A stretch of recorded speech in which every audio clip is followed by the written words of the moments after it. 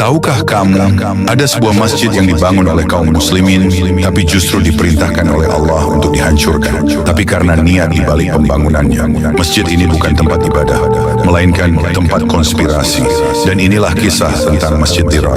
Peristiwa ini terjadi di Madinah di masa Rasulullah SAW. Saat itu Islam mulai kuat, persatuan umat semakin kokoh.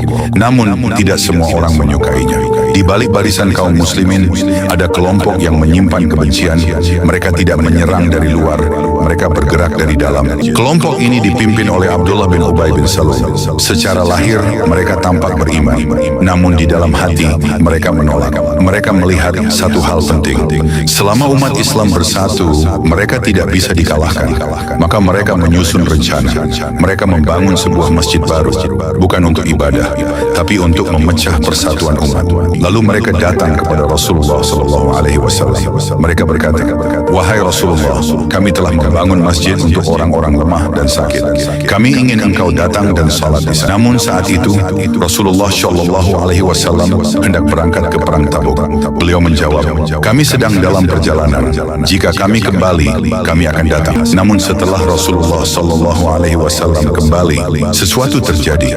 Wahyu turun dari langit. Allah membongkar semua niat mereka, bahwa masjid itu dibangun bukan untuk takwa, tapi untuk menimbulkan mudarat, untuk memecah belah, untuk membantu musuh Islam. Dan saat itulah perintah tegas turun. Rasulullah SAW tidak diperbolehkan salat di sana. Bahkan lebih dari itu, beliau diperintahkan untuk menghancurkannya. Masjid itu dibakar, diratakan, tidak tersisa. Ini bukan sekadar kisah tentang sebuah bangunan. Ini adalah peringatan bahwa dalam Islam yang dilihat bukan hanya bentuk luar, tapi niat di dalamnya. Sesuatu yang terlihat suci belum tentu benar di sisi Allah. Dan sesuatu yang terlihat baik bisa saja menyimpan tujuan yang buruk. Masjid Dirar berdiri megah, tapi niatnya rusak. Dan karena itulah ia tidak layak untuk tetap ada. Sekarang pertanyaannya, dalam hidup kita, berapa banyak hal yang kita lakukan terlihat baik di luar, tapi sebenarnya tidak lurus di dalam. Karena pada akhirnya yang menentukan nilai sebuah amal bukan apa yang terlihat oleh manusia, tapi apa yang ada di dalam hati.